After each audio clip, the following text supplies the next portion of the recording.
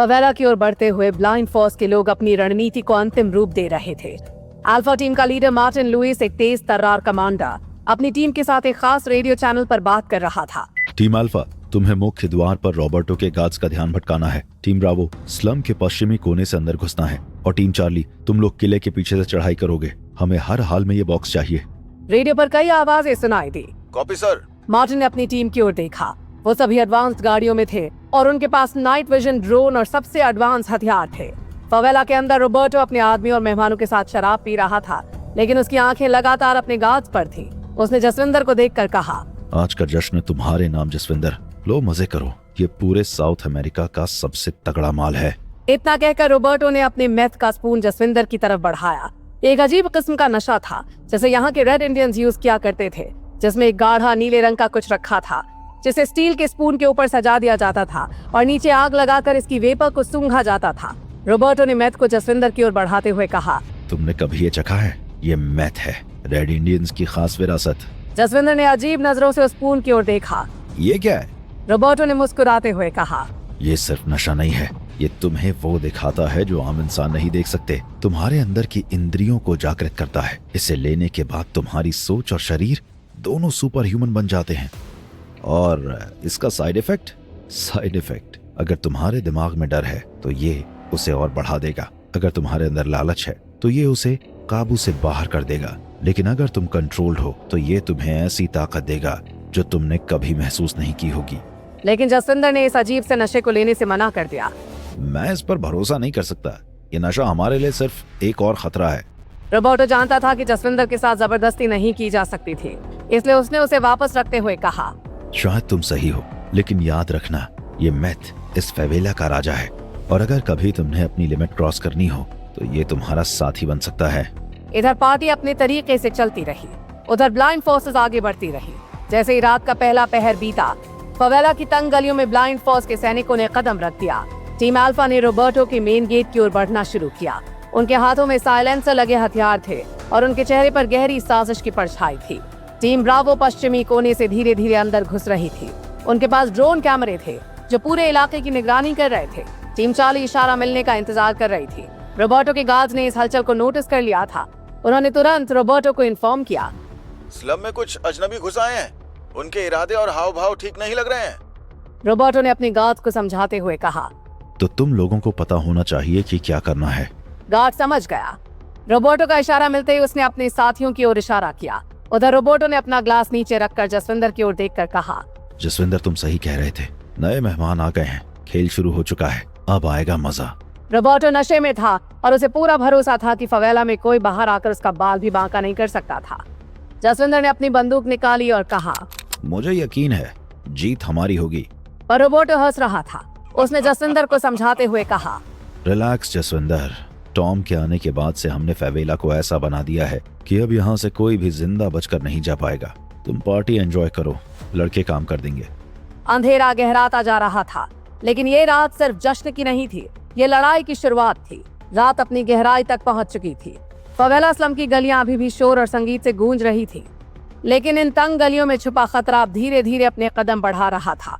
Blind force के दस्ते फवेला के 3 अलग अलग इलाकों से किले की ओर बढ़ रहे थे। रॉबर्टो के किले के अंदर माहौल सतर्क लेकिन शांत था। जसविंदर रॉबर्टो के साथ था और तेजा रॉबर्टो की फौज के साथ ग्राउंड में काम कर रहा था। मार्टिन लुइस ने रेडियो पर अपनी टीम्स को अंतिम इंस्ट्रक्शंस देते हुए धीमी लेकिन गंभीर आवाज में कहा, टीम अल्फा, तुम मेन गेट पर हमला शुरू करोगे। ज्यादा शोर मत करना, बस ध्यान भटकाना है। टीम ब्रावो, तुम्हें किले के पश्चिमी हिस्से को घेरना है। और टीम चार्ली, तुम पीछे से चुपचाप दीवार फांदोगे। हर टीम को 15 मिनट के अंदर अपने लक्ष्य तक पहुंचना है। कोई गलती नहीं होनी चाहिए। टीम अल्फा ने अपने हथियार तैयार किए और मेन गेट की ओर बढ़ने लगे। उधर हमला होने को तैयार था। वहीं ब्राजील से बहुत दूर किसी अनजान जगह पर हवा में सस्पेंस और चुप्पी फैली हुई थी। कुछ लोग गहरे और गंभीर अंदाज में बातें कर रहे थे। उनकी आवाजें धीमी थीं, लेकिन उनके शब्दों में एक डर साफ दिख रहा था। वो जानते थे कि जो कुछ भी ध्रुव गिल ने किया है वो केवल एक छलावा था। ध्रुव गिल को हल्के में नहीं लिया जा सकता। भले ही उसने अपने खास लोगों को एक बड़े बॉक्स के साथ क्यूबा से ब्राजील भेज दिया हो, लेकिन ये सिर्फ एक दिखावा हो सकता है। सच्चाई ये है कि वो इन हथकंडों से ये जानना चाहता है कि वास्तव में दुनिया की कौन सी ताकतें जो गिल रेयर अर्थ की इस खोज के बारे में जानती हैं। सच्चाई तो ये है कि वो अपने असली इरादों को छिपाने में माहिर हैं। दूसरे ने किचन के पास से चाय का प्याला उठाते हुए आगे कहा, उसने केवल हवा में खबर फैला दी कि कोई खास चीज ब्राजील में जा रही है और ब्लाइंड फोर्सेस अपने आप ही उसके जाल में फंस गए हैं। उन्हें पता नहीं है कि जब वो ध्रुव का माल चुराने की कोशिश करेंगे तो ना चाहते हुए भी वो अपनी आइडेंटिटी रिवील कर देंगे। ध्रुव ने जानबूझकर ये कदम उठाया है ताकि उनका छुपा हुआ चेहरा सामने आ जाए। उन दोनों की बात सुनकर तीसरे शख्स ने कहा, और यही नहीं, गिल ने पहले ही सब कुछ ठीक जगह पर भेज दिया होगा। वो इतना चालाक है कि अपने हर कदम को सोचे समझे बिना नहीं उठाता। वो नहीं चाहता कि ब्लाइंड फोर्सेस को कुछ भी मिले, क्योंकि उसने सब कुछ ही ठिकानों पर भेज दिया है और अब वो चाहता है कि उनका खेल खत्म हो जाए।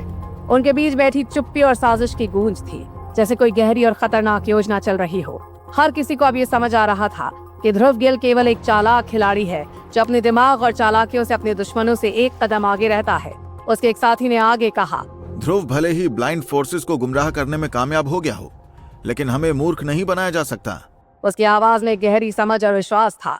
उसने आगे कहा, हम जानते हैं कि माल कहीं से भी घूम कर जाएगा तो IIT कानपुर ही ना। अब उसके गैंग के बाकी सभी लोग उसे ध्यान से सुन रहे थे। एक ने पूछा, तो हमें क्या करना होगा? उसने मुस्कुराते हुए कहा, IIT कानपुर में हमारे एजेंट्स पहले से ही एक्टिव हैं और जानकारी मिली है कि एस्ट्रो एलिमेंट रिसर्च डिपार्टमेंट और ऑल्टरनेट सोर्सेज ऑफ एनर्जी के लोग मिलकर कोई नया रिसर्च करने जा रहे हैं। इसका मतलब है कि गिल का माल वहां ही जाएगा। हमें वहां एक नेटवर्क बनाना होगा जिससे हर कदम की जानकारी मिल सके। किसी भी सस्पिशियस एक्शन को पहचानने के लिए हमें हर जगह अपने लोग भेजने होंगे। उसकी बात को जोड़ते हुए उसके अगले साथी ने कहा, ये काम मुश्किल होगा। हमारे पास टाइम और रिसोर्सेज दोनों हैं। अगर गिल ने सच में कोई चाल चली है तो हमें उसे हर हाल में पकड़ना होगा।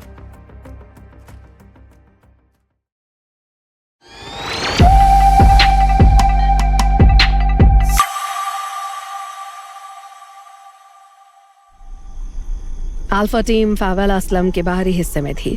चारों तरफ एक अजीब सी खामोशी छाई हुई थी। अलर्ट रहो, ये खामोशी किसी खतरे का निशान हो सकती है। टीम लीडर मेजर ग्रेग ने अपने कान में लगे कम्युनिकेशन डिवाइस से सभी को चेतावनी दी। फावेला का नाला पार करना उनके मिशन का पहला कदम था। बदबूदार और गंदे पानी से भरे उस नाले को देखते ही टीम के एक मेंबर ने नाक सिकोड़ते हुए कहा, ये लोग यहाँ कैसे रहते हैं? उसने अपने साथी मार्क से फुसफुसाते हुए पूछा। मार्क ने सख्त लहजे में जवाब दिया, किसी को उनकी आदतों की परवाह नहीं जैक, हमें अपना मिशन पूरा करना है। जैसे टीम ने नाले पर कदम रखा, अचानक ऊपर से कहीं एक जोरदार आवाज आई और अगले ही पल ऊपर की सीवर लाइन फट गई। गंदा बदबूदार पानी उन पर झरने की तरह बहने लगा। ये क्या था? उनमें से एक चिल्लाया, ये एक जाल है। दूसरा दांत भींचते हुए बोला, तेजी से आगे बढ़ो, यहाँ ज्यादा देर रुकना सही नहीं है। टीम ने जल्दबाजी में नाला पार किया और स्लम के अंदर की ओर बढ़ने लगे। सामने का रास्ता हाई टेंशन लाइन के खंभों के बीच से होकर गुजर रहा था। उनमें से एक ने दूसरे से कहा, ग्रेग, ये जगह बहुत अजीब लग रही है। चुप रहो और सतर्क रहो। लेकिन तभी कुछ ऐसा हुआ जिसका अंदाजा किसी ने नहीं लगाया था। हवा में एक तेज क्रैक की आवाज गूंजी। ऊपर के हाई टेंशन तारों से चिंगारियां निकलने लगी। अचानक एक तार टूटकर जमीन पर गिरा। जैसे टीम उसके करीब पहुंची, वहां पहले से बह रहा गंदा पानी एक घातक कंडक्टर बन गया। बैंक? ग्रेग ने जोर से चिल्लाया, लेकिन तब तक बहुत देर हो चुकी थी। करंट अर्थिंग पाने के लिए अल्फा टीम के लोगों के शरीरों का इस्तेमाल करने लगा। जैक की चीखें आसमान में गूंजने लगी। उसके शरीर ने एक जर्क के साथ जवाब देना बंद कर दिया। बचो, जल्दी से वहां से निकलो। मार्क ने चिल्लाने की कोशिश की, लेकिन करंट की तेज लहर उसे भी अपनी चपेट में ले चुकी थी। ग्रेग ने अपने अंतिम पलों में देखा कि कैसे उनकी पूरी टीम एक एक करके गिर रही थी। ये एक ट्रैप। उसके होठों से आखिरी शब्द फिसले। वहीं फवेला के छुपे कोनों में से कुछ परछाइयां निकलकर इस मंजर को देख रही थीं। अब हम पर कोई हमला नहीं करेगा। हथियार लेकर फवेला आने से पहले 100 बार सोचना चाहिए था। एक बूढ़े शख्स ने बमुश्किल सुने जा सकने वाली आवाज में कहा। अंधेरा गहराता गया और अल्फा टीम का अस्तित्व उसी अंधेरे में समा गया। वहीं दुनिया के दूसरे कोने में रशियन एजेंट्स भी अपनी तैयारियों में जुटे हुए थे। एक एजेंट जो एक लंबे समय से खुफिया काम में था, फुल सीरियसनेस के साथ बोला, ध्रुव गिल ने मोसाद के एक्स ऑफिसर्स की मदद ली है और अगर वो मोसाद के नेटवर्क से जुड़ा है तो ये साफ है कि उसके काम करने का तरीका नॉर्मल नहीं होगा। मोसाद की पहचान सिर्फ उनकी खुफिया ताकत से नहीं बल्कि उनकी चालाक रणनीतियों से भी होती है। वे अपनी प्लानिंग को इतने परफेक्ट तरीके से अंजाम देते हैं कि सामने वाले को असली और नकली के बीच फर्क करना नामुमकिन हो जाता है।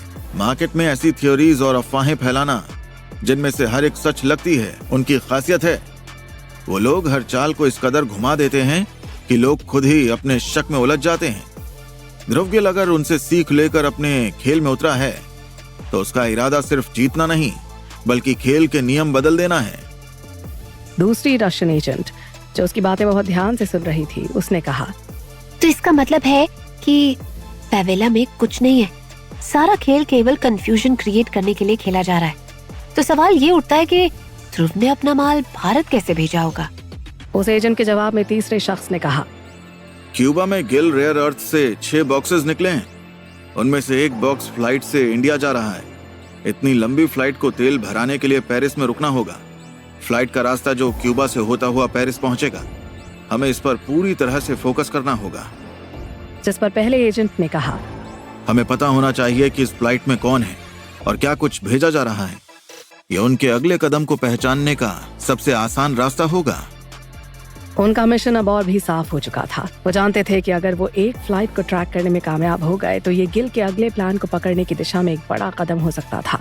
उधर कर्नल रंजीत ध्रुव को कुछ बता रहे थे कि तभी फोन की दूसरी तरफ से कर्नल रंजीत की आवाज गूंजी। ध्रुव, यहाँ कुछ बड़ा हुआ है। कर्नल ने बिना किसी देरी की बात शुरू की। वो ब्राजील के किसी गुप्त ठिकाने से बोल रहे थे। उनकी आवाज में चिंता और खुशी दोनों थी। ध्रुव ने सीधे पूछा।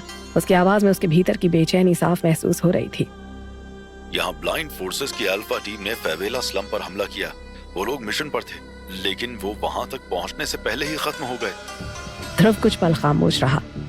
फेवेला तक पहुँचने से पहले कौन जिम्मेदार है? फेवेला के लोग। वो लोग किसी भी तरह के खतरों का सामना करने के लिए तैयार थे। उनके पास ना आधुनिक हथियार थे, ना कोई बाहरी मदद, लेकिन उनकी प्लानिंग इतनी तगड़ी थी कि अल्फा टीम को मिट्टी में मिला दिया। हर गली और हर छत एक जाल थी। उन लोगों ने अपने इलाके को ही हथियार बना दिया। ध्रुव कर्नल की बात पर हैरान था। कर्नल बोलते जा रहे थे, वो लोग ना तो किसी तरह के हथियारों से लैस थे और न ही किसी हाईटेक सपोर्ट से, लेकिन उनकी प्लानिंग वो किसी भी मिलिट्री ऑपरेशन को टक्कर दे सकती थी। अल्फा टीम, जो ब्लाइंड फोर्सेस की सबसे घातक यूनिट मानी जाती है, उनके लिए एक आसान शिकार बन गई। ध्रुव कुछ पलों तक चुप रहा। खिड़की से बाहर का सीन अब भी वही था, लेकिन उसके भीतर रंजीत की बातों ने हलचल मचा दी थी। हमने पूरी घटना की जांच की है। ये साफ है कि फेवेला के लोग किसी भी खतरे का जवाब देने के लिए पूरी तरह से तैयार थे। उनकी जीत सिर्फ उनके जज्बे की नहीं, बल्कि सोच समझ और पूरी प्लानिंग की भी थी। पर ब्लाइंड फोर्सेस यहाँ कैसे पहुंच गई, ये समझ से बाहर है। ध्रुव ने गहरी सांस ली। उसने धीमे लेकिन ठोस अंदाज में कहा, जिस दुश्मन के पास खोने के लिए कुछ नहीं होता, वो सबसे खतरनाक होता है। उन्हें हल्के में नहीं लेना चाहिए।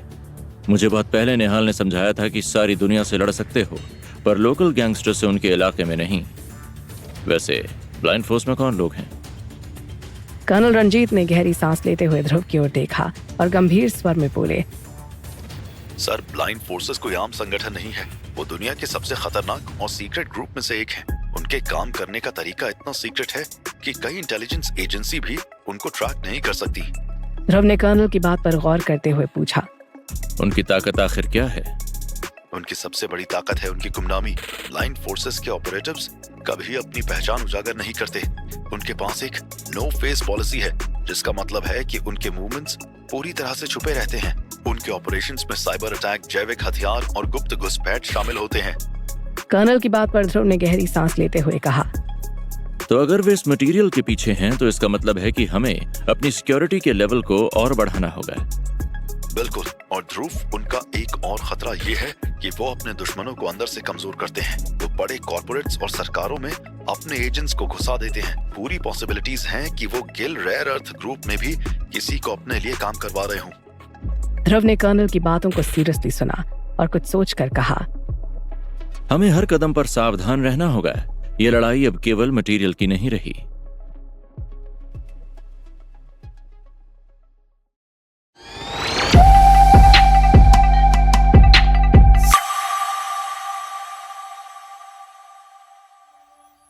ब्लाइंड फोर्सेस कंट्रोल रूम में रोशनी हल्की थी। बड़ी बड़ी स्क्रीन पर ब्राजील के फेवेला स्लम का नक्शा झिलमिला रहा था।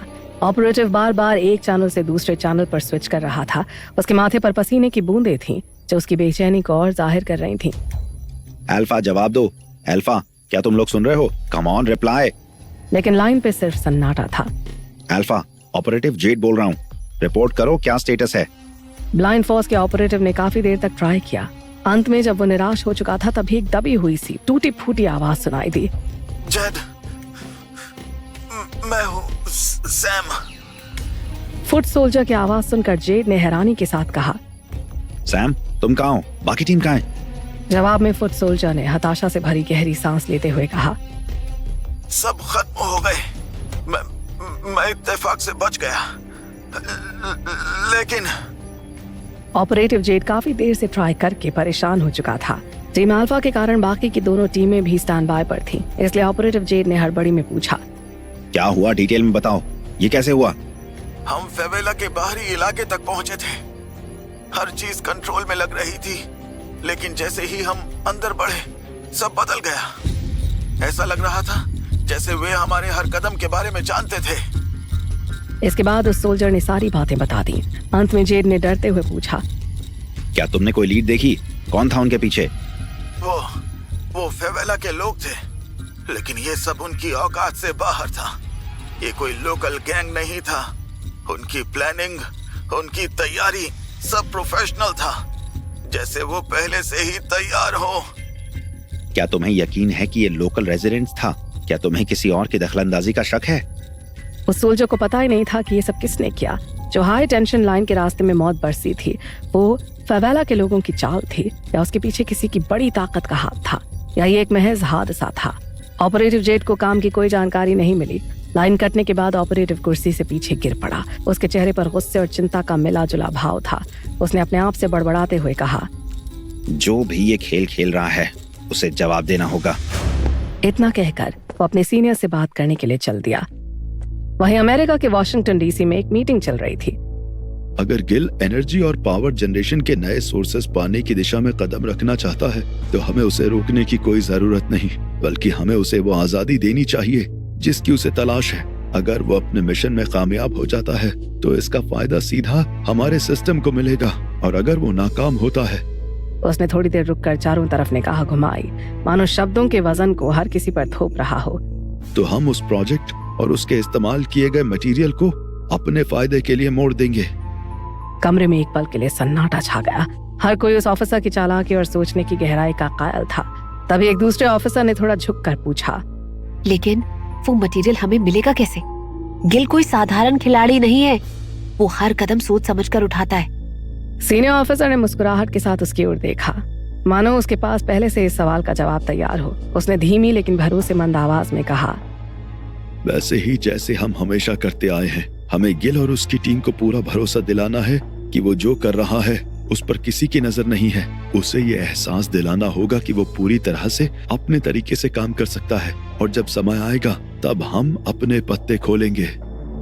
जिस पर दूसरे ऑफिसर ने अपनी कुर्सी को थोड़ा आगे खिसकाते हुए पूछा, तो आप कह रहे हैं हम उसे पूरी आजादी देंगे, उसे खुद को साबित करने का मौका देंगे, और जैसे ही वो अपने कार्ड्स टेबल पर रखेगा हम अपना फायदा उठा लेंगे? सीनियर ऑफिसर की मुस्कुराहट और गहरी हो गई। बिल्कुल, गिल बहुत तेज और समझदार इंसान है। वो कोई भी फैसला लेने से पहले हर पहलू को एनालाइज करता है, लेकिन इसी में उसकी सबसे बड़ी कमजोरी भी छुपी है। वो खुद को इतना सुरक्षित समझेगा कि उसकी सबसे बड़ी प्लानिंग उसकी सबसे बड़ी गलती बन जाएगी, और यहीं पर हमारी असली चाल शुरू होगी। हमें बस ये श्योर करना है कि उसकी टेक्नोलॉजी, उसका मटेरियल और उसकी रणनीतियां हमारी पहुंच से दूर न रहें। कमरे में मौजूद बाकी ऑफिसर्स ने उसकी बात पर हाँ के अंदाज में सिर हिलाकर जता दिया कि इस प्लान में दम था। अगर गिल कामयाब होता है, सीनियर ऑफिसर ने अपनी बात खत्म करते हुए थोड़ा रुककर फिर आगे कहा, तो अमेरिका उसके इनोवेशन का सबसे बड़ा बेनिफिशियरी होगा, और अगर वो नाकामयाब होता है तो भी हम इस खेल के विनर रहेंगे। ये एक ऐसा दांव है जिसमें हमें किसी भी सूरत में हारने का डर नहीं। कमरे में थोड़ी देर तक खामोशी छाई रही। फिर सभी ने एक दूसरे की ओर देखा। उनके चेहरे पर एक सीधी लेकिन खतरनाक प्लानिंग की परछाई थी। ये मीटिंग गिल की कहानी का हिस्सा नहीं थी, ये उसकी कहानी को अपने तरीके से लिखने की तैयारी थी। दुनिया अपनी अपनी बुद्धि के हिसाब से अपना अपना गेम प्लान बना रही थी। उधर ध्रुव गिल इस समय कुछ और ही सोच रहा था। अपने गेम को ठीक से और हर कदम को सही दिशा में चलाने के लिए ध्रुव ने कुछ एक्सपर्ट्स को अपने ऑफिस में बुला रखा था। सभी के लैपटॉप पर साउथ चाइना सी का नक्शा साफ दिख रहा था। कमरे में कई एक्सपर्ट्स और रिसर्चर्स मौजूद थे। ध्रुव ने अपने सामने रखी कॉफी का एक सिप लिया और नक्शे की ओर इशारा करते हुए पूछा, तो चीन ने साउथ चाइना सी में अपने इतने सारे मिलिट्री बेस बना लिए हैं, लेकिन इसका असली मकसद क्या है? समुद्र से मिनरल्स निकालना या ग्लोबल पावर को अपने हाथ में लेना या कुछ और? ध्रुव के सवाल पर पहले एक्सपर्ट ने कहा, चीन का टारगेट समुद्र में जमाना नहीं है, बल्कि ये उनकी सिल्क रोड इनिशिएटिव का एक हिस्सा है। सी ट्रेड्स के रूट्स को कंट्रोल में करके वो एनर्जी सप्लाई और ट्रेड को अपने हिसाब से मोड़ना चाहते हैं। सिर्फ इतना ही नहीं, साउथ चाइना सी के नीचे रेयर मिनरल्स और गैस के बड़े भंडार छिपे हैं। चीन इन्हें निकालने के लिए खुद को पूरी तरह तैयार कर रहा है। अगर ये कामयाब रहा तो पूरा एनर्जी मार्केट उसके कंट्रोल में आ जाएगा। ध्रुव ने थोड़ा झुककर मेज पर रखे ग्लोब को घुमाया और अपनी उंगलियां साउथ चाइना सी पर टिका दी। तो ये बताओ, चीन ने कैसे इतने बड़े क्षेत्र पर अपना दावा कर लिया, जबकि ये इलाके अंतरराष्ट्रीय जल क्षेत्र होने चाहिए? ध्रुव, चीन ने अपनी 9 लाइन पॉलिसी के जरिए साउथ चाइना सी के 90% हिस्से पर दावा ठोक दिया है। ये लाइन बिना किसी ऐतिहासिक या कानूनी आधार के बनाई गई है, लेकिन चीन इसे अपनी कल्चरल और हिस्टोरिकल विरासत बताकर इसे वैलिड ठहराता है। उसका खेल एकदम सिंपल है। सबसे पहले वो कमजोर और छोटे देशों को दोस्ती ऑफर करते हैं, बड़े बड़े वादे करते हैं, आर्थिक मदद, इंफ्रास्ट्रक्चर डेवलपमेंट और सबसे बढ़कर उनकी गरीबी खत्म करने का सपना। और ये दोस्ती जाल में कब बदलती है? जाल तभी बिछ चुका था जब दोस्ती का हाथ आगे बढ़ाया गया था, जो आगे जाकर लोन्स में बदल जाता है। वो लोग लोन्स की बात करते हैं। ये कर्ज छोटे देशों के लिए सुनहरे सपने जैसा होता है, लेकिन असल में ये एक दलदल है। उदाहरण के लिए पाकिस्तान का सीपैक, श्रीलंका का हम्बनटोटा पोर्ट। चीन ने कहा, हम तुम्हारी मदद करेंगे, बंदरगाह बनाओगे तो तुम्हारी अर्थव्यवस्था चमक उठेगी। लेकिन जब श्रीलंका ने कर्ज चुकाने की कोशिश की तो उनके पास पैसे नहीं थे। मजबूरी में उन्हें पोर्ट चीन को 99 साल के लिए सौंपना पड़ा। ध्रुव इन चालों को समझता था। उसने कुछ सोचते हुए कहा, तो ये कर्ज सिर्फ इकोनॉमिक सपोर्ट नहीं बल्कि रणनीतिक कब्जा है। एक्सपर्ट ने हाँ के अंदाज में सिर हिलाते हुए कहा, बिल्कुल, चीन इसे डेट ट्रैप डिप्लोमेसी कहता है। लेकिन बात यहीं खत्म नहीं होती। जब कर्ज चुकाना नामुमकिन हो जाता है तो चीन इन देशों के रिसोर्सेज पर कब्जा करने लगता है, चाहे वो मिनरल्स हो, तेल या गैस। ये देशों की जमीन और समुद्र तक को अपने फायदे के लिए इस्तेमाल करता है। इसके बाद ध्रुव ने टॉपिक चेंज करने के इरादे से दीवार पर लगे नक्शे की ओर इशारा करते हुए पूछा, और ये डिस्प्यूटेड टेरिटरी चीन ने दक्षिण चीन सागर पर दावा कैसे ठोक दिया?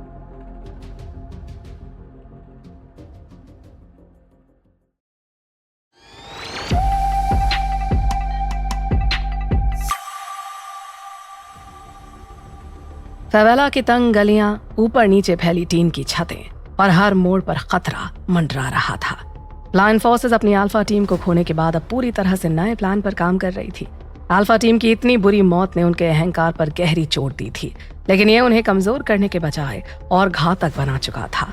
लायन फोर्सेस के कमांड सेंटर से एक नया कमांड पास किया गया।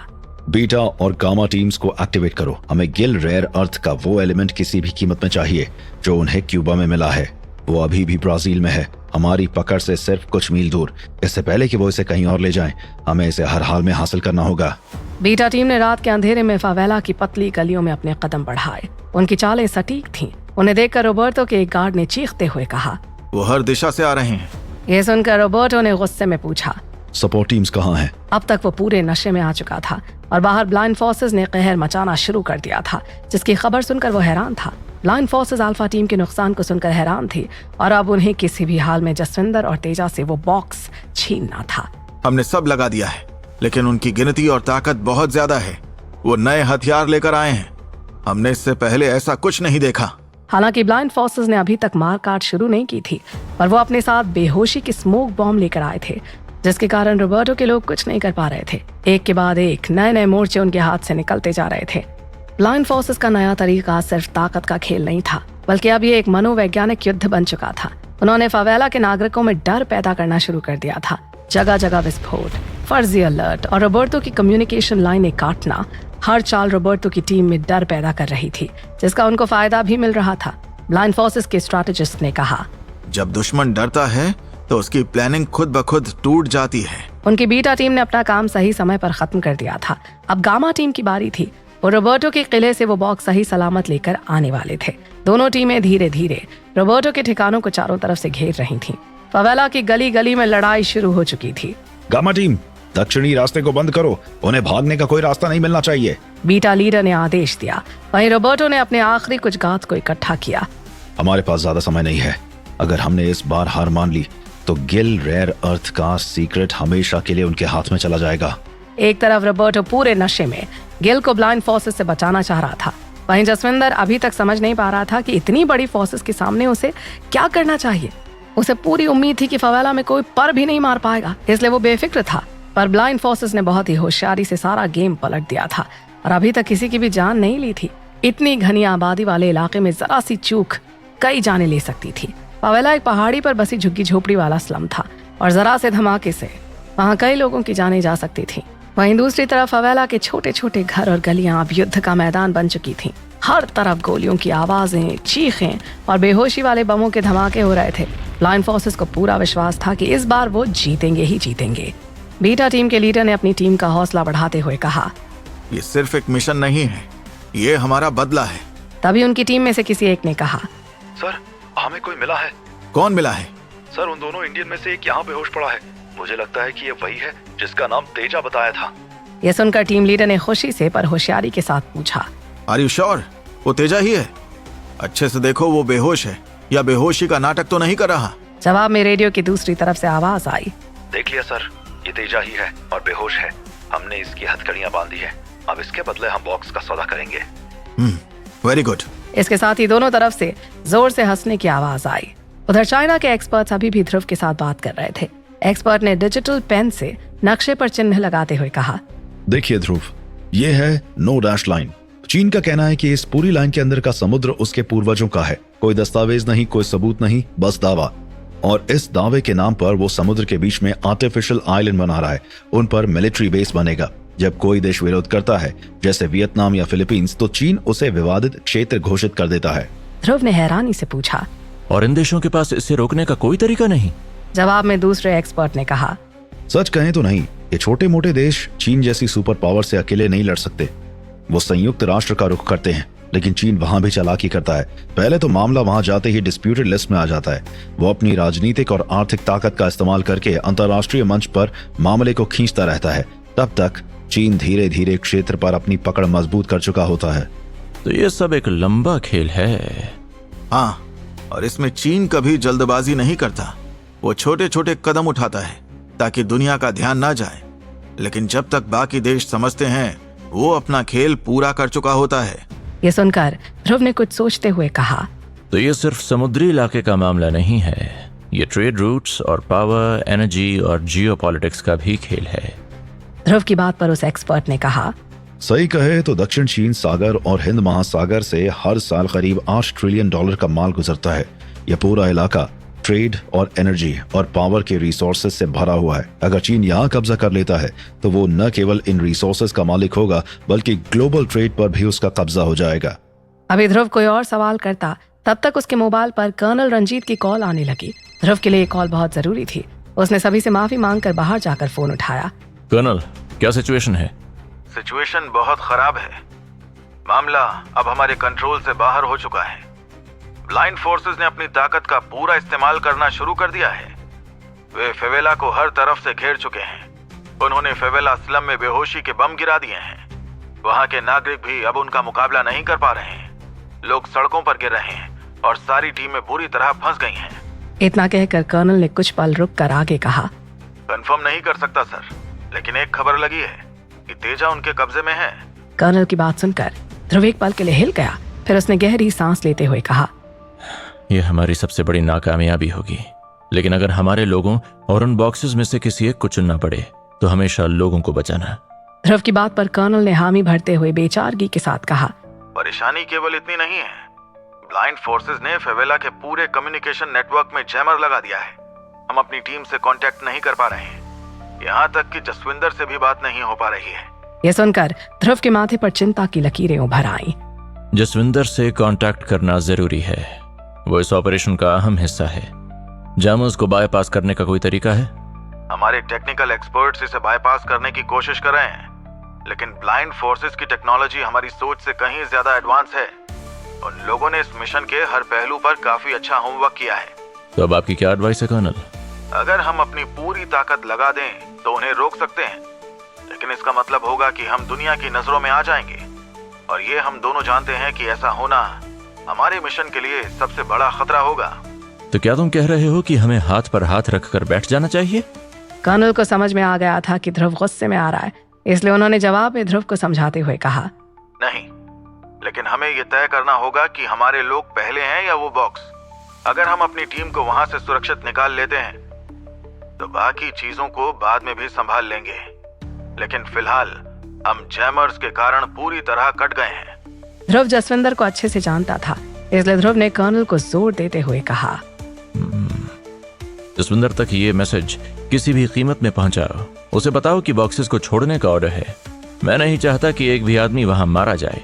कर्नल, पहले अपने लोगों को बचाना है, बाकी सब बाद में संभाला जाएगा। और याद रखना, अगर तेजा के बारे में कोई खबर मिले तो मुझे तुरंत बताओ। ठीक है ध्रुव।